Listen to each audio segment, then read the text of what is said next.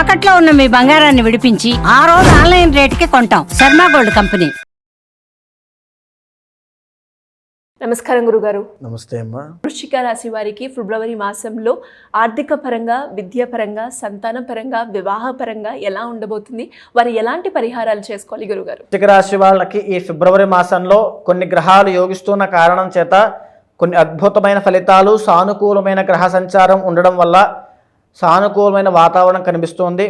ముఖ్యంగా 4వ స్థానంలో అంటే చతుర్థ స్థానంలో బుధుడు యోగిస్తూ ఉన్నాడు. 5వ స్థానంలో శుక్రుడు యోగిస్తున్నాడు. 7మంలో గురుడు, లాభంలో కేతువు యోగిస్తూ ఉన్న కారణం చేత లాభంలో కేతు ఎప్పుడైతే యోగిస్తూ ఉంటాడో మీకు బంధుమిత్రుల యొక్క సహాయ సహకారాలు అందడం వల్ల మీ జీవితంలో ఒక పురోగతి, ఒక ప్రోగ్రెస్ అనేటువంటిది రాబోతోంది. వారి యొక్క సహాయ సహకారాల వల్లే మీరు ముందుకు వెళ్ళబోతున్నారు.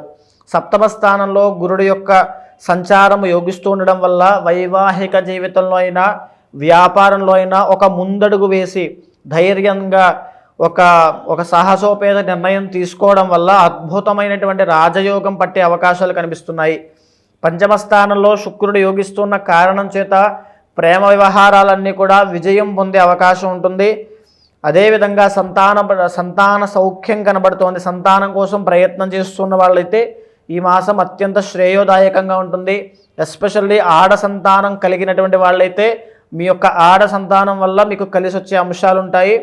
కాస్త ఇబ్బందులన్నీ కూడా తొలగిపోయే అంశం ఉంది. చతుర్థ స్థానంలో బుధుడు యోగిస్తూ ఉన్న కారణం చేత మీ తెలివితేటలతో ఎన్నో గృహ నిర్మాణ పనులు అంటే కన్స్ట్రక్షన్ ఫీల్డ్లో ఉన్న వాళ్ళందరూ కూడా ఎవరైనా సరే ఈ వృశ్చిక రాశి వాళ్ళు మీ తెలివితేటలతో వాటన్నిటిని కూడా చాకచక్యంగా వ్యాపారాన్ని పెంచుకునే ప్రయత్నం చేస్తారు. దాంతోపాటుగా ఈ 4వ స్థానంలోనే రవి శని యొక్క కలయిక ఉంది కాబట్టి కుటుంబపరమైనటువంటి విషయాల్లో చాలా ప్రత్యేకమైన శ్రద్ధ తీసుకోవాలి. తల్లిదండ్రులకి ప్రత్యేకమైన ఇంపార్టెన్స్ ఇవ్వండి. తల్లిదండ్రులకి శ్రద్ధగా వారి యొక్క ఆరోగ్యాన్ని చక్కదిద్దుకునే ప్రయత్నం చేయండి. అదేవిధంగా కుటుంబపరంగా కొన్ని సమస్యలు వచ్చే అవకాశం ఉంది. వాటిని చాలా చాకచక్యంతో, తెలివితేటలతో, మీ యొక్క సద్బుద్ధితో ముందుకు వెళ్ళే ప్రయత్నం చేయాలి. అదేవిధంగా వృశ్చిక రాశి వాళ్ళకి 5వ స్థానంలో రాహు యోగిస్తున్న కారణం చేత ఒక పక్క 5వ స్థానంలో శుక్రుడు యోగిస్తున్నాడు, ఒక పక్క 5వ స్థానంలో రాహు సంచారం కూడా ఉంది. కాబట్టి ఎవరైతే దూర ప్రాంతాలు వెళ్ళి ప్రయాణాలు చేసే వాళ్ళు ఉంటారో వాళ్ళకి కాస్త ఇబ్బందికరమైనటువంటి పరిస్థితులు గోచరిస్తున్నాయి. కాబట్టి వాళ్ళ విషయంలో కాస్త చూసుకోండి. అదేవిధంగా ఇంకా వృశ్చిక రాశి వాళ్ళకి సానుకూలమైన ఫలితాలే గోచరిస్తున్నాయి. గురుగ్రహము, శుక్రగ్రహం అన్నీ యోగిస్తున్నాయి. కాబట్టి మేజర్గా ఇబ్బందులు అనేటువంటివి ఏమీ లేవు. అగ్రెసివ్గా వెళ్ళొద్దు. ఒక రకమైనటువంటి సాహసోపేత నిర్ణయాలు తీసుకోకుండా బుధుడు యోగిస్తున్నాడు కాబట్టి మీ తెలివితేటలను ఉపయోగించండి. మీ పొటెన్షియల్ని, మీ కెపాసిటీని పెంచే ప్రయత్నం చేయండి. కష్టపడి పని చేయండి. వృశ్చిక రాశి వాళ్ళకి ఈ నెలలో అద్భుతమైన ఫలితాలు రాబోతున్నాయి. ఎలాంటి పరిహారాలు చేసుకోవాలి గురుగారు? వృశ్చిక రాశి వాళ్ళు సుబ్రహ్మణ్య ఆరాధన చేస్తే ఒక 6 మంగళవారాలు కానీ 3 మంగళవారాలు కానీ చేసినట్లయితే వీరికి రాబోయేటువంటి దశల్లో కూడా యోగదాయకంగా ఉంటుంది. జాతకరీత్యా ఎలాంటి సమస్యలు ఎదుర్కొన్నా సమస్యలను పరిష్కరించుకోవడానికి మిమ్మల్ని అప్రోచ్ అవ్వాలి, జాతకం చూపించుకోవాలి అనుకునే వాళ్ళు మిమ్మల్ని ఏ రకంగా అప్రోచ్ అయ్యే ఛాన్స్ ఉందంటారు గురుగారు? తప్పకుండా అండి. ఎందుచేత అండి, ఇప్పుడు దాకా మనం మాట్లాడుకున్నది, మీరు విన్నది ఇవన్నీ కూడా గోచారపరంగా, జ్యోతిష్శాస్త్రపరంగా అంచనా వేసినటువంటివి. ఇది రాశిపరంగా మీ యొక్క జన్మజాతకంలో చంద్రుడు ఏ రాశిలో ఉంటే అది మీ జన్మరాశి అవుతుంది. కాబట్టి ఆ జన్మరాశి పరంగా గ్రహ సంచారం ఆధారంగా చేసుకుని గోచారం ఎలా ఉండబోతోందని చెప్పేటువంటి ఫలితాలు ఇవన్నీ మీ జీవితం మీద ఒక 40 నుంచి 50% మాత్రమే పనిచేస్తాయి.